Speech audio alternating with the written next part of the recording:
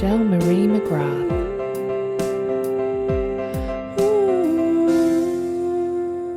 Welcome to Unclassified Woman, and today I'm delighted to be talking to Stacey Copas. Stacey is the author of How to Be Resilient and also Australia's #1 keynote speaker and facilitator on turning adversity into an asset. Stacey has used her life experience and philosophies to deliver keynote speeches, training, consulting and coaching to organisations including Telstra, SACA, Southeast Water and the CSIRO. She has been featured in national media including the ABC, Financial Review and the Sydney Morning Herald for her insights on resilience in the workplace. More recently, Stacey has added athletics to her repertoire after 22 years of inactivity to further stretch her comfort zones and is training to qualify for the 2016 Rio Para-Olympics.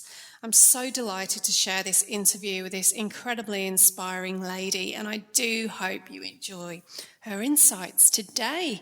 You can find out more about Stacey and her work at staceycopas.com. STACEYCOPAS. Thank you. It's so great to have you here today. It's a pleasure to be joining you, Michelle. I'm really looking forward to our conversation. And so just to give us a little bit of background and some context, Stacey, would you mind sharing a bit about whether you've not had a child due to a personal choice or whether it's been circumstantial or a combination? Look, for me, it's definitely been a personal choice. And looking back over my life, I've recently turned 37, and I look back and I cannot pinpoint even one fleeting moment in my entire life where I've ever had the desire to be a parent. So it's been certainly a lifelong thing, and I said never ever had the desire, and and being quite happy with how that's gone. And but I think that for me, like I've had a spinal cord injury and I use a wheelchair, so a lot of people just make this assumption that it is circumstantial. And I get asked a lot, can you have children? And my answer is, yeah, I can, but why would I want to do that? Yeah, and it's really interesting how people would just ask you that. It's such a personal thing, but again, it's something that seems to be embedded in our society, that something so personal is completely fine for chit-chat within the first 2 minutes they meet you. Exactly, and I think that's the thing is, it's like, hang on, no. Sometimes I hashtag no filter on some of these questions, and yeah, it is amazing that the things that people feel is quite okay to ask, and I think also too, being a woman in my 30s, it's just almost this assumption that it's if you don't have children, then it must be something that's a really high priority for you. So yeah, it is interesting that people feel the need and the desire to come out and ask these questions. Yeah, and another interesting thing that I've noticed is if people say to me, "Do you have children?" and I say no, their immediate response is, "Oh, I'm sorry." Yes, exactly. And they go, oh, so what, can't you? Or, yeah, again, it's that apology. And I'm like, well, actually, I'm not sorry. But again, I guess it's them projecting their stuff, because they sort of think, wow, that it must be awful because, I children are such a huge part of my life, and I could never imagine, my life being any different. So because theirs is different, it must be wrong. Absolutely. It's really interesting that so immediately they go straight to, but they must have wanted them, but they can't have them. That's one of the uppermost assumptions seems to be not, okay, well, maybe they were just really clear that was not right for them. Exactly. I totally agree. Yeah. And so has there ever been a time where you felt pressured by family or friends to reconsider your choice? I think some of the things that have come up over the years, and I'm sure that, most of us in this situation get these ones, is that people sort of think, well, oh, it's going to be different when you meet the right person, or, geez, that's really selfish, or you'll feel different when they're your own. But I guess I was really lucky that my younger brother had children quite young, and he now has 4. So that took the family pressure off. That's very generous of him for you. He did. And also being the male, he's kept the name going and stuff like that too. So that was a big one. He was the last male with, in our sort of family. So, yeah, that's been good. And so I've got, 2 nieces and 2 nephews, which, is fabulous. But I found also, I guess, from the peer group stuff, I found that I sort of naturally drifted apart from friends once they had children, and I found that they just started to socialise with people more that had other children. Yeah. And I still remember with a few friends over the years saying to them when they got pregnant, I'm like, please don't turn into this woman that suddenly only talks about their kids and loses all sense of their own identity.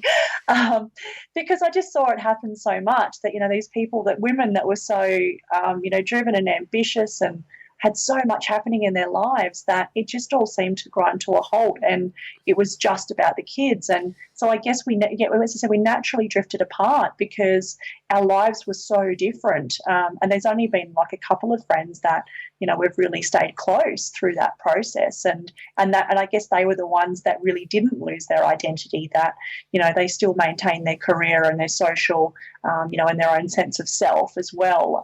And obviously they didn't, completely disregard their children, but, the children were part of their life rather than being the entire life.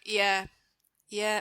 And I suppose, look, I can understand that, especially when the children are very young and they're completely sleep deprived, and it's a massive transformation and a huge, obviously, adjustment for them to go from, not being a parent to then suddenly having this person needing them 24/7. So you can understand that, particularly in the younger years, because obviously it would be overwhelming. Oh, totally. And I look at that and I think, I just think, how the hell can you do that? Yeah. For me, the thought of that, completely horrifies me. I couldn't imagine doing that. And so, I have total respect for, how they I guess they survive almost in that process. And so you can see that, especially at the very early on, there's certainly not a lot of room when you are so, run ragged, really. Yeah. But, as sort of time goes on, then, you certainly, would like to see a sense of their identity shining through again. Yeah, I've got some friends who, I think it's such a personal thing depending on their personality as well, because I've got some friends who are so good with their personal boundaries about having space for themselves and doing things with the friends where they're not talking about the kids. They've got other things going on and they're really good at trying to manage that. So I think hats off to them. But then again, conversely, I've got friends whereby the children then seem to be, that is the only topic of conversation then from, that point forward, even though the kids are older now. And it can be very difficult because I do want to hear about the children and how they're going, but they don't seem to be capable of holding a conversation that doesn't include them. And so then it becomes very hard to relate because I almost feel, well, what can I add to that apart from saying, well, that's great, when they say what they're doing. So that can be quite difficult. Yeah, I've certainly found that. And again, you just feel that you just don't have that common ground. And also I find, and because I've been a stepmother as well, that it's almost like, because you don't have children yourself, it's almost like it's seen that you don't really have a right to have an opinion. Yeah. on parenting things and stuff related to children. So it's you kind of feel a little bit stranded, I guess, in some of those situations where that conversation goes that way. So I've got, I've seen a lot of people that, they've actually, as the children have come into their worlds, then they've made the children fit their lifestyle rather than change their lifestyles completely. And I think they end up having a great experience as well, because they're satisfying their needs as well. The children aren't becoming so demanding on them, because they've just, from the very beginning, they've been part of their life, their work life, their social life. And they seem to have a better experience overall. So it certainly is an interesting thing. And but I think now that I'm much older and people realise that I'm so happy with the decision I've made, then a lot of those pressures are definitely off now. Yeah, it's an interesting point you make, that about the assumption that, well, clearly you're not a parent, so you've got no knowledge about this or anything to offer. I find that interesting, in that, actually, like you, I'm a stepmother, and my partner's children, he's got 2 teenagers. They're with us every second week, so they're with us nearly 50% of the time. And, that has been a huge experience and transition for me. And I do enjoy them as well. There's been a lot of learnings there, but going from, obviously I didn't know them when they were toddlers and going through that stage, but it was like straight into the teenage time. And I can tell you now, that's not the easiest time. Definitely plenty of challenges with that at times. Yeah, I totally agree with you. And in that circumstance, then you kind of you are really torn, because you like to have your opinion. And I think that this is a big thing I've found, is that's where most of the clashes come in a house, is because of that differing opinion on that. On those issues. But it certainly is a challenging process to go through. Yeah, never boring. No, never a dull moment. And so in this series of conversations, also looking at myth busting and the things that we are faced with on a daily basis with this kind of topic in this area. So obviously one such myth is wanting to be a mother is natural. And then if you don't feel that urge, then the implication is then there must be something wrong with you, in inverted commas. You didn't feel that was something you absolutely had to make that happen. Whereas, a lot of women do feel like that. They feel very clear that they want that as part of their future, that experience, and that they do have that physical craving for that experience. Yeah, totally agree with you. And as I said, it was, and I guess I somehow thought that I would have that urge at some point, because again, there is that that's assumption. What we're conditioned to believe, that we will have that. You'll feel different later. You'll feel different when you meet the right person. Totally. And that's all the stuff that I'd heard over and over again, and it hasn't happened for me, and I'm like, okay, this is great. It makes it a lot easier. It makes it a lot easier to sort of go, well, this is my path. I'm really, really happy with it, because I guess that was one of those things that I sort of thought, geez, how would I have dealt with the fact that if I had have got to, as I'm 37 now, but if I had have gotten to my mid 30s and all of a sudden that just was this screaming urge, that kind of did worry me. But thankfully I haven't had to contend with it. Yeah, I mean, ambivalence is actually a very common thing, and I've experienced that a lot myself, where I felt very on the fence about it, not having that, never felt completely against the idea, but just always used to think, yeah, it's a possibility, it's an option, but it's not the be-all and end-all for me. It's just one of a possible experience that, and there are so many options. But often that sense of ambivalence, for some women, it can really come with shame, because we are conditioned that it's the most natural thing in the world to have that urge. Whereas, yes, for some women it is, but then it's also as equally natural for other women not to have that urge. Yeah, totally agree. And I think that's the interesting thing around that is, as you said, it's just that almost that shame. It's like, hang on. It's almost like as if people, you sort of think, am I a real woman kind of thing? That's the kind of thing. And again, it's just, as you said, biologically, we're physically designed to do that. And I guess that's, part of, keeping the population and, sharing, your genetic footprint with the world kind of thing. And sometimes I sort of thought, oh my God, I don't know if the world would be ready for a little me. And so have you found, Stacey, because you're saying you're in a wheelchair now, but have you ever sometimes just let people think, because you think, I just don't even want to get into a conversation about this? And I can imagine, like you said, a lot of people would just assume that was the reason.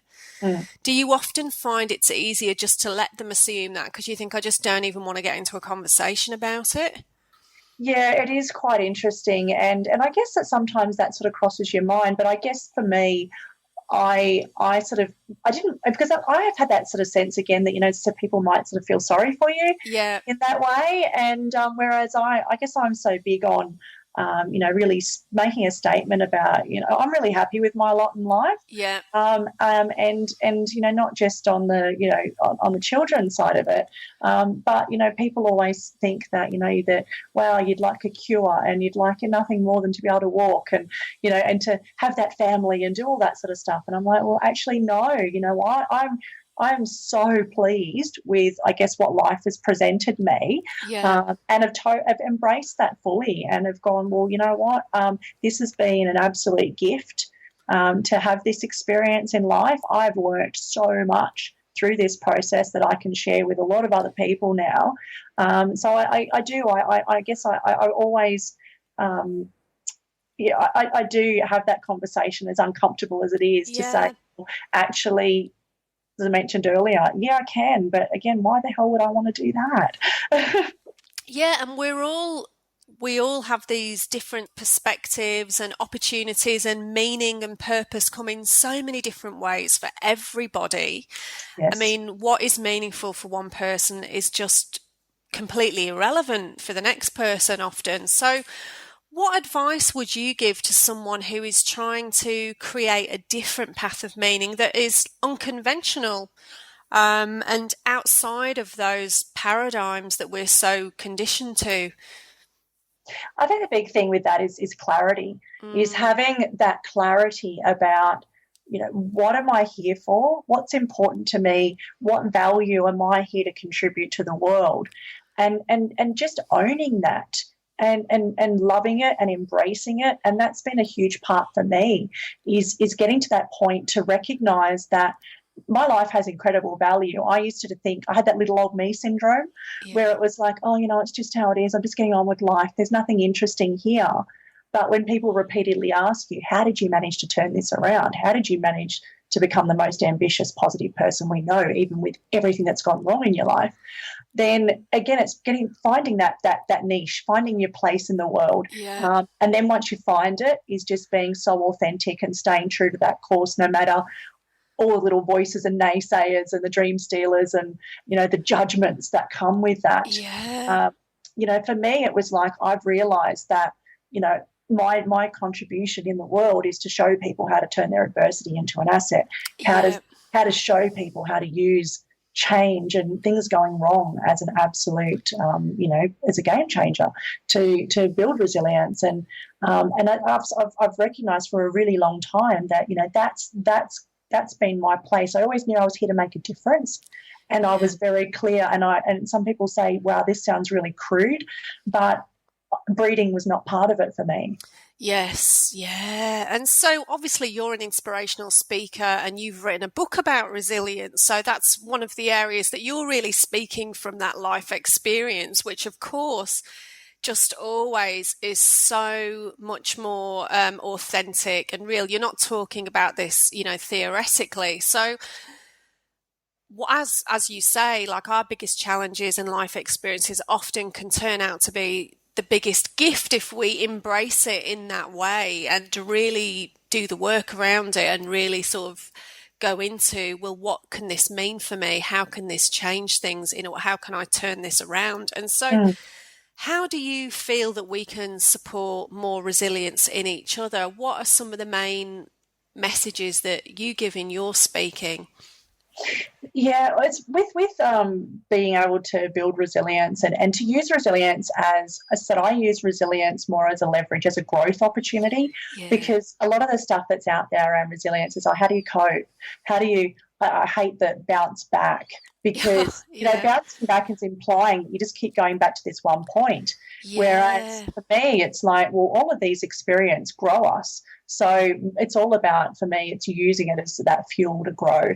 So there's three key things that I share often with people, and the first one is taking responsibility, Mm. because taking responsibility for our experience and our lot in life and where we're going, and that is the foundation of everything. So as you said, when things people have things go wrong in their lives, and it is a matter of going, you know what, I'm going to own that and make something of it, because often it's the area we resist the most, where Yes. we've got the most gold, the most, Yeah, it's area absolutely. the area we resist. So taking responsibility for owning that. And the second one is around the language that we use. And I think this is something that, and even on this topic, even the language that's used, it's not really empowering. It's No, not it's such a, terrible, isn't it? yeah, it's like childless and child free. It just sounds so negative. It sounds like Yeah. there's something missing and there's something wrong. And so language is something that I'm so big on. It's finding, the word, like using the right words. And people use words like devastating to refer to a football team losing. It's Oh dear. devastating is a natural disaster. It's someone you love passing away. It's that sort of stuff. So choosing the right language, because that influences the experience we have. So It, something going wrong. absolutely. I mean, it's so powerful, the words that we use, and obviously our words create our reality. And so interesting, isn't it, with the words that to describe this childless and child-free, as you say, they're just so unsatisfactory. I prefer the word child-free, but even that is not right, because to me, I immediately conjure like somebody completely blissed out, as though they're having this, skipping through the fields with like sunflowers kind of. It gives this kind of connotation that they're doing absolutely nothing apart from being on holiday all the time. Yeah, and it's so far from that, Yeah. isn't it? Yeah. So I just think, I'm sure that perhaps through this journey of us all sharing our experiences with each other, we may come up with the right word in time. Maybe Um, we just describe each other as women and leave it at that. exactly. I love that. So we're just women, all having A sharing different this journey. We've experience. all got different elements of it, but I think that's really cool. That's so And funny. yeah, and on that, the third thing that is such a huge part of resilience is support. Mm. And this is great, because you're creating an amazing community around those of us that are having, there's elements of us, we've got a shared journey, but we're all unique in the path that we're taking. So it's having people around you that do support and encourage and motivate you, rather than the people that take the energy away and tell you all the reasons why what you're doing is wrong and are full of judgment. So it's one of those things. I like to say that if people don't add value to your life, then let them go. And Yeah. but yeah, so I think that's a big thing, is having people around you. Like, no one can be successful, or I think truly fulfilled or happy on their own. It's a shared journey, and creating communities around a common theme or a common interest or a common element of a journey is such an amazing way to be resilient to everything that life throws at us, and be able to embrace it and love it and make it an amazing journey. Brilliant. Well, thank you so much, Stacey. That's great. So many gems of wisdom in there. I love that. And, Absolute pleasure. and so, where's the best place that people can find you online, and also details of your book? So the book is actually available in pretty much all major bookstores, definitely on all the online retailers. And if you want to get a personally signed copy, you can get it through my website, howtoberesilient.com. And yeah, just to look me up on, the usual social outlets is a good place to connect with me, particularly on LinkedIn and Facebook and Twitter. So And you're based in Adelaide, aren't you? I am based in Adelaide, but I travel around an awful lot for what I do. So particularly to the East Coast. So look, I'd love to connect with people, and when there's an opportunity to actually get together and have a conversation over a cup of tea is one of my favourite things to do. Okay, brilliant. Oh, well, thank you, Stacey. Thanks so much for your time. It's an absolute pleasure to be part of such a great community, and I'm really enjoying hearing other stories as well. Thank you.